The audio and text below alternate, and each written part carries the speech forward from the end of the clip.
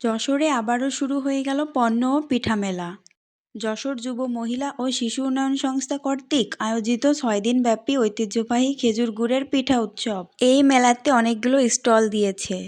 এখানকার বেশিরভাগ স্টলই কিন্তু আমাদের যশোরের আপুদের।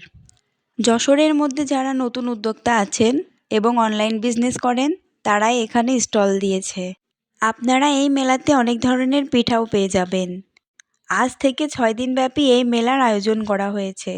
এখানে চাইনিজ কালেকশনও রয়েছে, যাদের প্রত্যেকটি প্রোডাক্ট চায়না থেকে ইম্পোর্ট করা হয়েছে।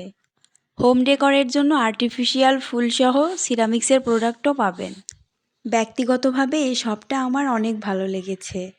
এদের প্রত্যেকটি প্রোডাক্টগুলো এত কিউট, কি আর বলবো। এদের ইম্পোর্টেড বেডশিটগুলো অনেক বেশি সুন্দর। পিঠা উৎসবে পিঠা থাকবে না তাই কখনো হয়? মেলায় রয়েছে বিভিন্ন রকমের পিঠাপুলির সমাহার। যেহেতু এখন শীতের সিজন, সেহেতু এই মজার মজার পিঠাগুলো খাওয়াই যায়। আমি পিঠা খেতে খুব একটা পছন্দ করি না, কিন্তু মেলার এসব পিঠার সমাহার দেখে আমারও ইচ্ছা করছিল পিঠা খেতে। এই স্টলটাতে অনেক পিঠা রয়েছে। তার মধ্যে দুধ চিতই প্রতি পিস ৪০ টাকা, দুধ পুলি ৪০ টাকা, পাটিসাপটা, চিকেন পিঠা সহ আরও অনেক কিছু।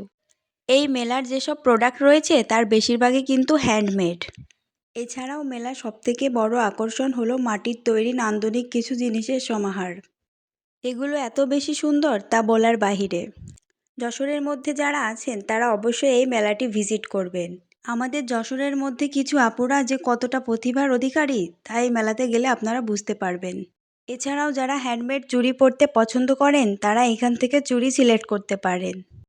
আজকের ভিডিও এ পর্যন্তই। ভালো থাকবেন সবাই। আল্লাহ হাফেজ।